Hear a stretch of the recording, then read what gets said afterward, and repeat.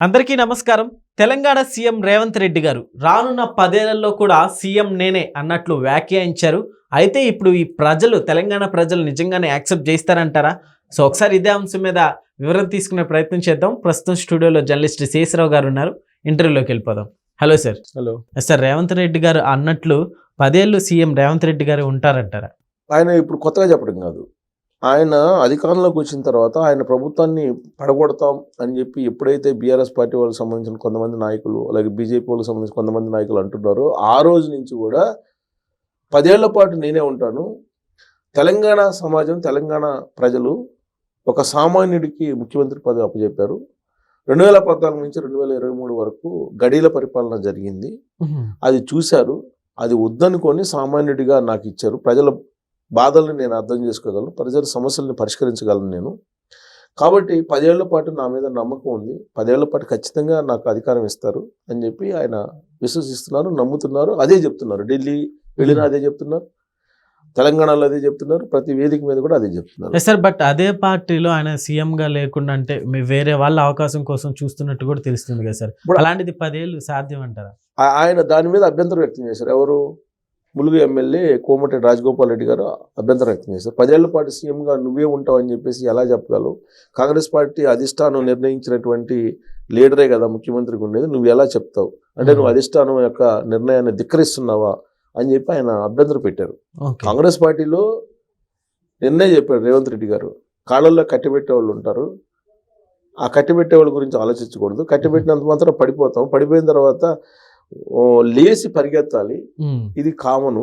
ఆ పైగా కాంగ్రెస్ పార్టీలో ఇలాంటివి ఎక్కువ ఉంటాయి, అలాంటి పట్టించుకోకుండా మనం వెళ్ళిపోతూ ఉండాలి. ప్రజల కోసం, ప్రజల చేత ఎన్నుకోబడినటువంటి ప్రజాప్రతినిధులం కాబట్టి పాలిటిక్స్లో కట్టిపెట్టే వాళ్ళు ఉంటారు, అది పట్టించుకోవాల్సిన అవసరం లేదు, మనం వెళ్ళిపోతూ ఉండాలి అని చెప్పి. సార్, ఇక్కడి వరకు పార్టీల వరకు ఓకే సార్. 10 ఏళ్ళు కాంగ్రెస్ అధికారంలో ఉంటారంటే ప్రజలు యాక్సెప్ట్ చేస్తారా? ప్రజలు యాక్సెప్ట్ చేస్తారని చెప్పి ఆయనకు నమ్మకం ఉంది. ఆ నమ్మకంతో ఆయన చెప్తున్నాడు. దానికి ఒక ఈక్వేషన్ కూడా చెప్తున్నారు ఆయన.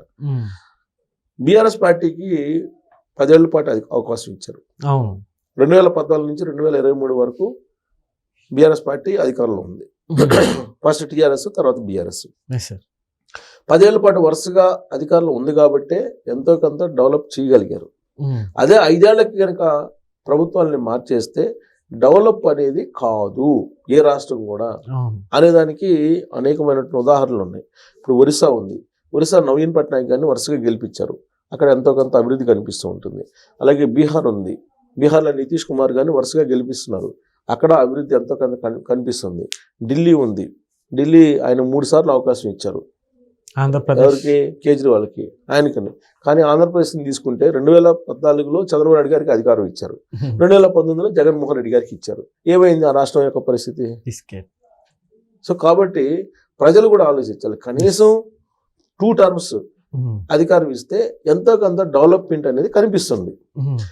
ఏ పార్టీకి సంబంధించిన పాలసీలు ఆ పార్టీకి ఉంటాయి.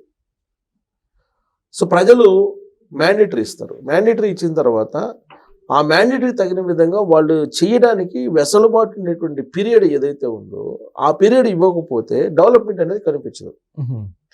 నరేంద్ర మోడీ గారికి 3 సార్లు ప్రధానమంత్రిగా అవకాశం ఇచ్చారు. 2014 నుంచి ఆయన ప్రధానమంత్రిగా ఉన్నారు. ఆయన చేయగలిగినంతా చేశారు. నోట్లు రద్దు చేశారు, 370 రద్దు చేశారు, తలాక్ బిల్లు రద్దు చేశారు, ఇవన్నీ చాలా చేసుకుంటూ వచ్చారు కదా. అనేక జిఎస్టీలు మార్పు చేశారు. ఎందుకు చేయగలిగారు? ప్రజలు వరుసగా ఆయనకి అధికారం ఇచ్చారు, ఆయన చేయగలిగింది చేస్తున్నారు కదా. ఏదో ఒకటి కనిపించాలి. ఇప్పుడు అదే తరచూ ప్రభుత్వాలు మారుస్తున్నారు అనుకోండి, డెవలప్మెంట్ అనేది కనిపించదు. ఎందుకు కనిపించదు అని అంటే అడ్మినిస్ట్రేషను ఇదంతా కూడా సెటిల్డ్ కావాలంటే 1 సంవత్సరం పడుతుంది అధికారంలోకి వచ్చినటువంటి పార్టీకి. ఆ తర్వాత వాళ్ళు ప్రకటించినటువంటి స్కీమ్స్ కానీ వాటన్నిటిని అమలు చేయడానికి కావాల్సినటువంటి నిధులను సమకూర్చుకోవడానికి ఇంకొక 5-6 నెలలు పడుతుంది. అసలు ప్లానింగ్ చేసుకోవడానికి ఇంకొక 5-6 నెలలు పడుతుంది. 2 years పోతుంది. ఆ తర్వాత 2 years తర్వాత పరిపాలన చేయడానికి ఈ లోపుగా స్థానిక సంస్థల ఎన్నికలో, లేకపోతే మున్సిపాలిటీకి సంబంధించిన ఎన్నికలో, లేదంటే ఇంకోటో వస్తూ ఉంటాయి మధ్యలో. ఆ 1 year అలా పోతుంది. పంచాయతీ ఎన్నికలని, లేదంటే జడ్పీటీసీ, ఎంపీటీసీ ఎన్నికలని, మున్సిపాలిటీ ఎన్నికలని, తర్వాత కోఆపరేటివ్ ఎలక్షన్స్ అని ఇలా రకరకాలు వస్తుంటే 1 year దానికి పోతుంటుంది. Yes sir. ఇంకా మిగిలింది ఇంకా 2 సంవత్సరాలు. 2 సంవత్సరాల్లో చివరి సంవత్సరం ఎలక్షన్ ఇయర్ అంటారు, అది పోతుంది. ఎస్. అంటే ఒక్క సంవత్సరం ఉంటుంది వాళ్ళకి. ఆ ఒక్క సంవత్సరంలో ఏం చేయగలరు ఎవరైనా? ఇప్పుడు 2014లో చంద్రబాబు నాయుడు గారికి అధికారం ఇచ్చారు. 2016 వరకు అసలు రాజధాని ఎక్కడ అనేది అర్థం కాల. అవును. 2016లో రాజధాని పలానా చోట అమరావతిలో అని చెప్పి నిర్ధారించారు. రాజధాని ఎలా కట్టాలి ఏంటి అనే దాని మీద తర్జన భర్జనలు పట్టడానికి 1 year పట్టింది.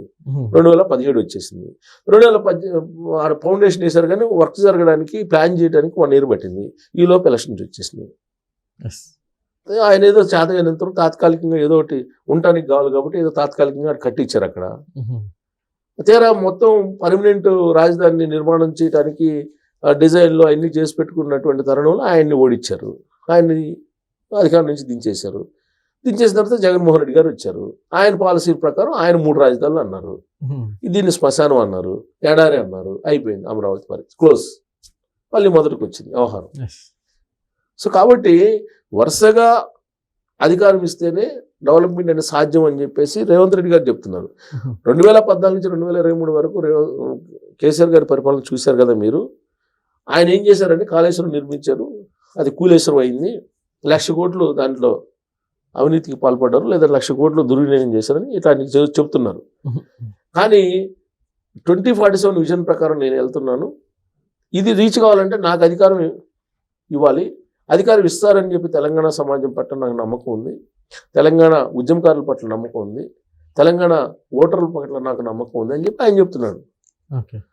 సో అందుకే ఆయన నేను 10 ఏళ్ల పాటు నేనే ఉంటానని చెప్తున్నారు. పైగా కాంగ్రెస్ పార్టీ కూడా రేవంత్ రెడ్డి గారి నాయకత్వాన్ని నమ్ముకుంది. రేవంత్ రెడ్డి గారి నాయకత్వంలోనే కాంగ్రెస్ పార్టీ తెలంగాణలో అధికారంలో ఉంటుందని చెప్పి విశ్వసిస్తుంది కాంగ్రెస్ పార్టీ అధిష్టానం కూడా. కానీ కర్ణాటకలో అలా కాదు. కర్ణాటకలో పరిస్థితి భిన్నంగా ఉంది. కర్ణాటకలో అక్కడ సిద్ధరామయ్యకి అలాగే డీకే శివకుమార్కి పడుతుంది. అలాంటి సిచ్యువేషన్ ఇక్కడ లేదు. సో కాబట్టి పదిలంగా ఉంది కాబట్టి ఇక్కడ కాంగ్రెస్ పార్టీని విజయపదాన్ని తీసుకెళ్తున్నాడు కాబట్టి రేవంత్ రెడ్డి గారు 10 ఏళ్ల పాటు నేనే ఉంటానని చెప్తున్నారు. ఇంకొక వైపు బీఆర్ఎస్ పార్టీ కుప్పగూలుతున్నటువంటి పార్టీ అని చెప్పి ఆయన చెప్తున్నాడు. అయిపోయింది బీఆర్ఎస్ పార్టీ అని ఆయన చెప్తున్నాడు. So fight between BJP and Congress party ఉంటుంది కాబట్టి నేనే అధికారంలోకి వస్తాను, సెక్యులర్ పార్టీ మాది, అందరికి సంబంధించినటువంటి పార్టీ అని చెప్పి ఆయన చెప్తున్నారు. అందుకే ఆయనకి అన్ని ఈక్వేషన్లు, సామాజిక ఈక్వేషన్లు కానీ గత ప్రభుత్వం తాలూకు పరిపాలన నుంచి వచ్చినట్టు వ్యతిరేకత ప్రజల్లో ఇంకా ఉందని చెప్పి ఆయన అనుకుంటున్నాడు. ఈ అన్ని కారణాల దృష్ట్యా ఆయన మళ్ళీ తానే ముఖ్యమంత్రి కాగలనని చెప్పి చెప్తున్నాడు. ఇప్పటికే 60,000 ఉద్యోగాలు ఇచ్చాను, ఇంకొక 40,000 ఉద్యోగాలు త్వరలో ఇవ్వబోతున్నానని చెప్తున్నారు. 1,00,000 కోట్లతో గ్లోబల్ సబ్మిట్ చేసి 1,00,000 కోట్ల రూపాయలు పెట్టుబడి 1,00,000 కోట్ల ఒప్పందాలు కుదుర్చుకోబోతున్నారు. ఫ్యూచర్ సిటీ నేను కడతాను అని చెప్పి చెప్తున్నారు. తర్వాత మూసి ప్రక్షాళన చేస్తానంటున్నారు. తర్వాత హైడ్రా పెట్టి విమర్శలు ఎదుర్కొన్నప్పుడు కూడా ఇప్పుడు ప్రశంసలు పొందుతున్నాడు ఆయన. పార్కులు అన్ని బాగు చేసి, ట్యాంక్స్ అన్ని బాగు చేసి. సో పరిపాలన అనేది సామాన్య జనులకు అందుబాటులో ఉండేలాగా చేస్తున్నాను కాబట్టి ఖచ్చితంగా నన్నే ప్రజలు గెలిపిస్తారు. ముఖ్యమంత్రిగా నేనే 10 సంవత్సరాలు ఉంటాను. అది ఉంటేనే తెలంగాణ సమాజానికి సామాజిక తెలంగాణ అనేది సాధ్యం అవుతుందని చెప్పి ఆయన చెప్తున్నాడు. Okay sir, thank you.